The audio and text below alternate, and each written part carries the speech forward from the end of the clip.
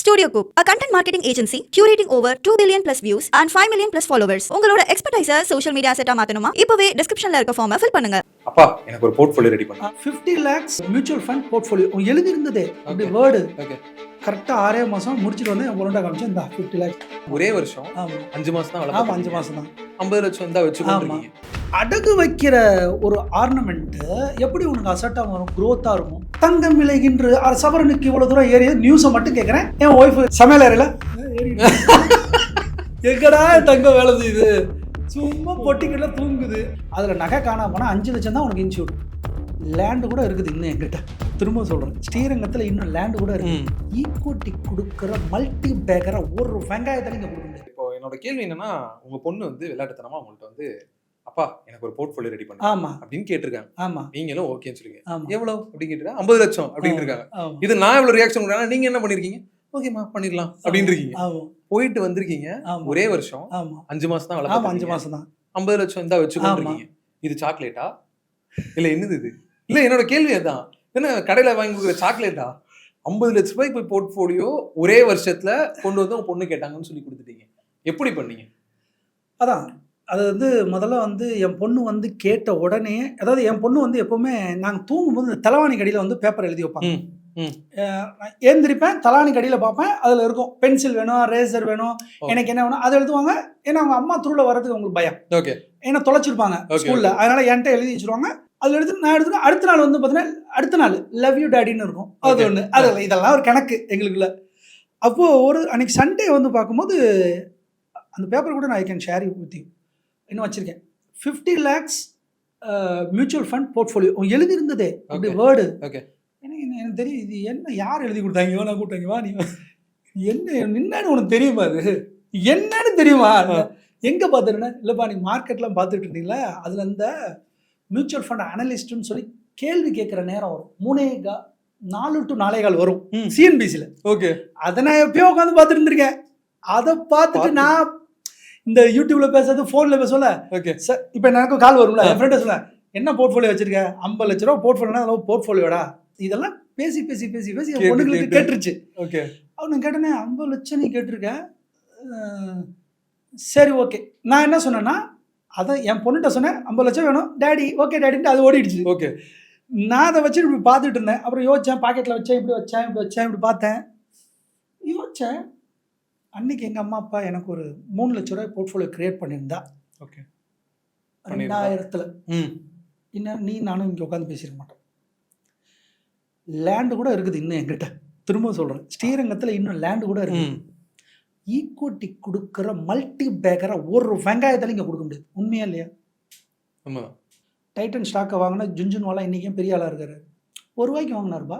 இன்னைக்கு அது இங்கேயும் இருக்கு. எங்கே இருக்குப்பா மல்டி பேக்கர்ப்பா? நான் லேண்ட் அப்படி போகாது மல்டி பேக்கர். நான் திரும்பி சொல்கிறேன், ஏன் ஸ்டாக்குக்கு சொல்கிறேன், என் பிள்ளைக்காக தான் பேசுகிறேன். இப்போ நான் எனக்கு பேசலை, என் பிள்ளைக்காக பேசுகிறேன். மல்டி பேக்கர் எனக்கு கிடைக்கணும்னா நான் அங்கே தான் போகணும்.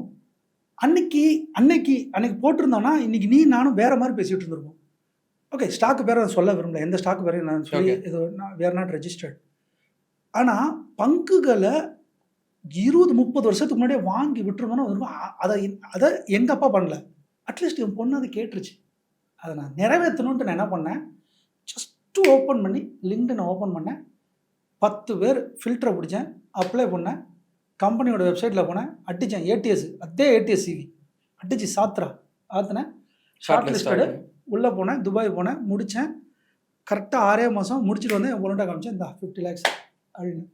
ஆனால் என் பொண்ணுக்கு என்ன, அதை பார்த்துட்டு அவங்களுக்கு என்ன டேடி டிட் ஓகே தேங்க்யூ அப்படின்னு. தேங்க்யூ 50 லட்சம். நான் அதான் தானே என்னன்னா, இந்த 50 லட்சங்கிறது என் டெஃபினட்டாக தெரியும். என் பொண்ணு அதோட பரம்பரைக்கே செட் பண்ணிட்டேன். இப்போவே அட்லீஸ்ட் நான் வந்து 12% வச்சுருந்தா கூட 12% வச்சுருந்தா கூட 30 வருஷத்தில் அவங்களோட 60வது வயசில் பல கோடிகள் இருக்கும். உண்மையா இல்லையா? பல கோடிகள் இருக்கும். இந்தியன் எக்கனாமி மேலே நம்பிக்கை இருக்கா இல்லையா? நம்பிக்கை இருக்குது, கண்டிப்பாக ஏறதான் செய்யும். அதனால் விட்டுட்டேன். ஸோ இதுதான் நீ கேட்ட கேள்விக்கு சுற்றி வளைச்சி இவ்வளோ தூரம் பேசிகிட்டு இருக்கேன். ஓகேண்ணா. ஆனால் இப்போ என்னன்னா, இப்போது மதுரை வீரன்னாலே கோல்டை 40% வச்சுருந்தீங்க. ஆமாம் சரியா? எனக்கு உங்ககிட்ட பெரிய டவுட், நீங்கள் வீடியோவில் சொல்லியிருப்பீங்க, நீ எவ்வளோ வேணால் கோல்டு வச்சுக்கோ, அதை ப்ராஃபிட்னு சொல்லாத, நீ விற்றாதான் அது ப்ராஃபிட், விற்கலன்னா அதை நீ சும்மா தான் வச்சுருக்க, அதை ப்ராஃபிட் கணக்கில் எடுத்துக்காது. இப்போ 40% நீங்க கோல்ட்ல வச்சிருந்தேன்னு சொன்னீங்க. இப்போ அது ப்ராஃபிட்ல இருக்கா இல்ல என்ன பண்ணிட்டு இருக்கீங்க? நான் வந்து வாங்கின நிலைமை 2017 2018 ஓகே. 2800 நான் வாங்கிட்டு இருக்கேன். ம். I am sitting with huge corpus.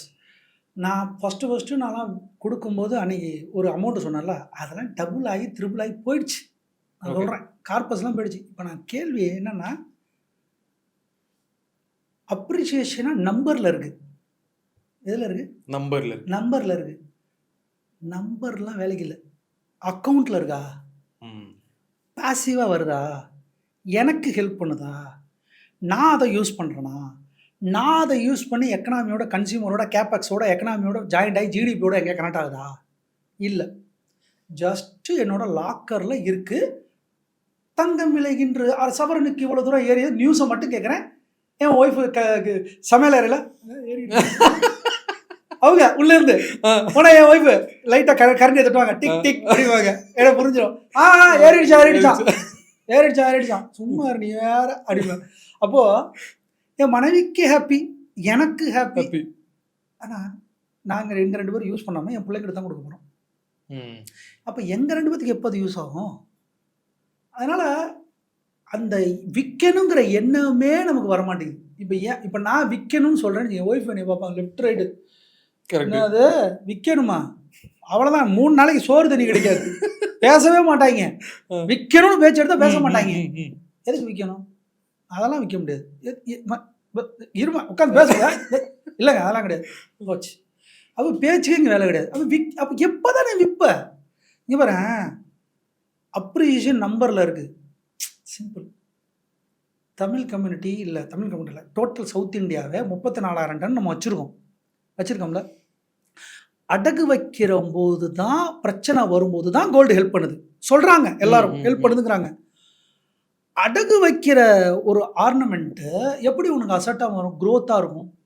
அடகு வச்சு காப்பாற்றுறதுங்கிற கடைசியாக ஃபைனல் என்ன சொல்கிறேன், அடகு வச்சு காப்பாற்று. சரி, ஏன் அடகு வைக்கணும்? சேவிங்ஸ் இல்லை. ஏன் சேவிங்ஸ் இல்லை? உனக்கு ஃபினான்ஷியல் லிட்ரஸி இல்லை. ஏன் ஃபினான்ஷியல் லிட்ரஸி இல்லை? இதெல்லாம் இருக்குது. ஒய் போட்டுட்டு போனீங்கன்னா ரூட் காஸ் பார்த்தீங்கன்னா ஏன் அடகு வைக்க. இப்போ எல்லாத்துலேயும் கோல்டு எதுக்குன்னா ஆத்திர அவசரத்துக்கு தேவைப்படும் தம்பி. ஒரு 4 காடு கண்ணி நகை வச்சுருந்தாலும் தம்பி குடும்பம் ரன் ஆகும், அதனால் வச்சுருக்கேன் தம்பி. சரி ஐயா, அடகு வைக்கணுங்கிறது எமர்ஜென்சிக்கு சொல்கிற ஃபண்டுன்னு அவன் வீட்டில் எமர்ஜென்சி ஃபண்ட் இருக்கா? முதல்ல எமர்ஜென்சி ஃபண்டு ஒரு 3 மாதம் சேலரி இருக்கணும். நகை ஒரு 20% ஓகே. அதுக்கு நான் அதை போய்ட்டு அதுதான் சொல்கிறேன். நானே தப்பு பண்ணிட்டேன்னா நானே இப்போ வந்துட்டு தெளிவாக ஓப்பனாக அடிக்கிறேன். இதோட நான் எங்கேயும் சொல்லலாம், உனக்காக சொல்கிறேன். நான் தப்பு பண்ணியிருக்கேன். என்னோட இந்தியன் எக்கனாமிக்கு யூஸ் இல்லை, எனக்கும் யூஸ் இல்லை, கன்சியூமருக்கு யூஸ் இல்லை, ஜிடிபிக்கு யூஸ் இல்லை, நகைக்கடைக்காரனுக்கு யூஸ். என் மனைவியோட சின்ன ஆறு. இது என்னடா வளது, எங்கடா தங்க வேலை இது, சும்மா பொட்டிக்கிட்ட தூங்குது. அதுக்கு வேற லாக் இருக்கு. வருடங்களான 6,000 வித் ஜிஎஸ்டி எஸ்ஜிஎஸ்டின்னு போட்டு அதில் ஒரு இது போகுது அமௌண்ட்டு. அடுத்து அதில் ஒரு தடவை பேங்க் மேனேஜர் கூப்பிட்டாரு, சார் இமீடியட்டாக வந்துருங்க சார், கொஞ்சம் சீக்கிரம் வந்துருங்க சார். ஓ இன்னும் லாக் இருக்கிறதா ஆயிடுச்சா? இல்லையா? இல்லை சார் நீங்கள் இமீடியட்டாக வாங்க சார். அதாவது என் வீட்டிலேருந்து தான் பேங்க் பக்கம் தான், ஓகே 300 மீட்டர் தான். இல்லை சார் கொஞ்சம் வாங்க பேசுவோம் சார். நான் போனேன். சார் ஆர்பிஐ வந்து புது நாம்ஸ் கொடுத்துருச்சு, இது லாக்கர் அக்ரிமெண்ட் வந்திருக்கு. உண்மையாக சொல்கிறேன், நீ பாரு. ஓகே அக்ரிமெண்ட் பார்க்குறேன். என்ன இதில் இருக்குது? ஓகே கையெழுத்து போடுறேன் சார் அப்படின்னு. சார் கொஞ்சம் படிச்சிருங்க சார். படித்தாதான் தெரியுது, அதில் நகை காணாம போனால் 5 லட்சம் தான் உனக்கு இன்சூர்டு. ஓகே அப்போ பாரு, கோல்டு பாரு, வைக்கிறதுலையும் பிரச்சனை, அதில் இதுவும் பிரச்சனை. ஆனால் திரும்பவும் சொல்கிறேன், மிடில் கிளாஸுக்கு டெஃபினட்டாக கோல்டு இருக்கணும். அது திரும்பி அதுதான். இப்போ நான் வந்து கோல்டே வேணான்னு கல் எடுத்து அடிப்பாங்க நம்மளே. கரெக்ட். வெரி குட் அடிப்பாங்க. அந்த இடத்துல பேச முடியாது. நீ பேசினா அவ்வளோதான் ரிஜெக்ட் பண்ணிடுவாங்க. அந்த இடத்துக்கு நான் வரல, இருக்கட்டும். ஆனால் கோல்டு ஒரு அளவுக்கு வச்சுக்கிட்டு குடும்பத்துக்கு அவசியம் 100 கிராம் 200 கிராம் வைங்க. ஆனால் அதே நான் செஞ்ச தப்பு மாதிரி கோல்டு எடுத்து வச்சு உங்களுக்கு யூஸ் இல்லாம இப்போ என் பொண்ணு கொடுக்குறேன், என் பொண்ணு அது விற்குமா? அது விற்காது. அது அப்படியே போயிட்டே இருக்கு. சரி போயிட்டே இருக்க. அது எப்போதான் என் அக்கௌண்ட்டுக்குள்ள வந்து எனக்கு பாசிவ் இன்கமாக கொடுத்து நான் அதை யூஸ் பண்ணி, நான் அதை கன்சியூமரோட யூஸ் பண்ணி அதை ஜிடிபியோட போய் எக்கனாமி முன்னேறும். யோசிச்சு பாரு, 34,000 டன்னு மார்க்கெட்டுக்குள்ள நாளைக்கு என்ட்ரி ஆச்சுன்னா என்ன தெரியுமா ஆகும்? இந்தியன் எக்கனாமி பூஸ்ட் எங்கே தெரியுமா ஆகும்? அதுக்கு நான் ஒன்று வித்துட்டு வரணும்னு அந்த இடத்துக்கு நான் சொல்லவில்லை. இருந்தால் தூங்குற, அதான் சொல்கிறேன், நகைக்கடைக்காரங்க ஜுவல்லரிஸாக தே ஆர் மேக்கிங் ஃபென்டாஸ்டிக் மணி. நம்மளோட எமோஷனலை வச்சு they are playing very nice. உண்மையா இல்லையா? அவங்களுக்கு தான் அதில் லாபம். உனக்கு எனக்கு ஒண்ணுமே இல்லை, பேருக்கு. நான் சொன்ன பாரு, இதான் பீத்தல் சொல்லுவோம். பீத்தல் பீத்தல் 100% ஏறிச்சு, 150 ஏறி என்ன பண்ண? நீ என்னத்தை கிழிக்க போற? லாக்கர்ல தூங்குதா தானே? சரி விற்கணுமே, சரி விற்க விடுவாங்களா? வீட்டுல விட மாட்டாங்க. என்னங்கடா அது, என்னடா அது, வாங்கி இருக்கு, விலை ஏறி இருக்கு, விற்க போட விட மாட்டாங்க. கேட்டா அப்படியே கொடுக்குறாங்க. அப்புறம் கஷ்டப்பட்டு உழைச்சது எதுக்கு? கொடுத்துட்டு போகவா? கரெக்டான. இன்னொரு கேள்வியும் கேட்டுறேன். கோல்டு வந்து இத்தனை % ரிட்டர்ன் கொடுத்து இதெல்லாம் பேசுறப்ப எனக்கு ஓகே, அவங்க சொல்றாங்க ஓகே. பட் அதில் ஒருத்தர் சொல்லுவார் கோல்டு தான் ரியல் மணி.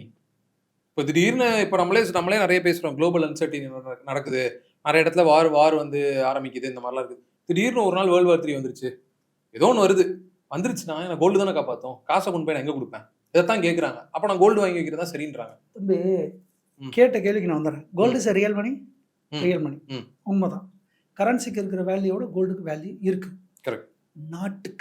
நாட்டுக்கு நல்லது. ஏன் அவன் ரிசர்வ் வைக்கணும், கரன்சி ஒழுகாமல் வைக்கணும். இன்றைக்கும் வந்து சைனா அவ்வளோ கோல்டை வாங்கி வச்சுக்கிட்டு இருக்கானா, பதுக்கிட்டு இருக்கானா. அவனுக்கு என்னன்னாக்கா தான் வல்லரசாகணும் துடிக்கிறான். நாட்டுக்கு என் வீட்டுக்கு என்ன நான் இப்படியே வரேன். இப்போ நம்ம இருக்கிற ஏரியா, இந்த ஏரியா என்னது? வலசரவாக்கம். வலசரவாக்கத்துக்குலாம் நாளைக்கு 4-5 டேங்கர் போகுது.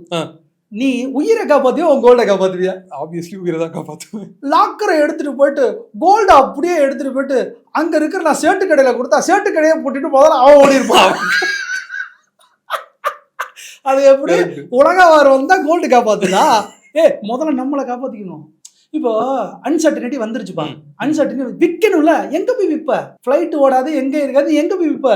எங்கேயும் போய் விற்க முடியாது. ஏன்னா வாங்கறதுக்கு ஆள் இருக்க மாட்டான். ஏன்னா அவன்கிட்ட காசு கட்டுச்சுக்க, எது காசு நெய்யே பாய்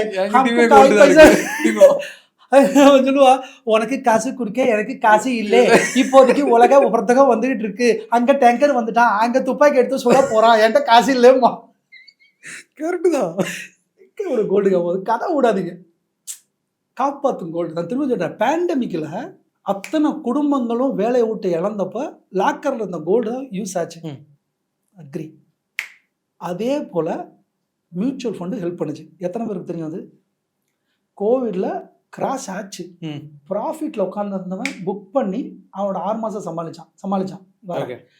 லேண்டை வித்துட்டு அன்னைக்கு லேண்டை வித்துட்டு 6 மாசம் சமாளிச்சான். லேண்டும் ஹெல்ப் பண்ணுச்சு, மியூச்சுவல் ஃபண்டு ஹெல்ப் பண்ணுச்சு, கோல்டு ஹெல்ப் பண்ணுச்சு. ஆனால் கோல்டை பற்றி தான் இங்கே பேசுவோம், எல்லாரும் பேசுவாங்க. பேண்டமிக்கில் எனக்கு கோல்டு ஹெல்ப் பண்ணிடுச்சு. அன்னைக்கு இருந்த என்னோட 6 மாதம் போய் கோல்டை வச்சேன், உடனடியாக பேங்க் எனக்கு கொடுத்துட்டாங்க. பேங்க்குக்கும் அவங்களுக்கு என்னென்னா கோல்டு தான் தேவை, உடனே கொடுத்துருவாங்க. ஏன்னா அசர்ட் உடனே என்ன பண்ணுறாங்க, அதுக்கு ஒரு லோனும் கொடுத்துறாங்க, 70% கொடுத்துட்றாங்க. ஆனால் மித்ததுக்கு வந்து இதுக்கு வாய்ப்பு இல்லை. ஆனால் இப்போ மக்களுக்கு தெரியாது, உன்னோட பாண்டையும் நீ அடகு வைக்கலாம், ஸ்டாக்கையும் நீ அடகு வைக்கலாம், உன் நிலத்தையும் அடகு வைக்கலாம், வீட்டையும் அடகு வைக்கலாம். இம்மிடியேட்டாக அடகு வைக்கிறதுக்கு உனக்கு கோல்டு இருக்கு. அப்போது ஒரு gold is real money. Yes, real money. நாட்டுக்கு நல்லது, வீட்டுக்கு ரியல் மணியா. நாளைக்கு ஏதாவது போருக்கு வருது, ஏதாவது வருதுன்னா நம்ம உயிரை தான் நம்ம காப்பாற்றுமே தவிர கோல்டை எடுத்துகிட்டு போயிட்டு நம்ம எதுவும் பண்ண மாட்டோம்.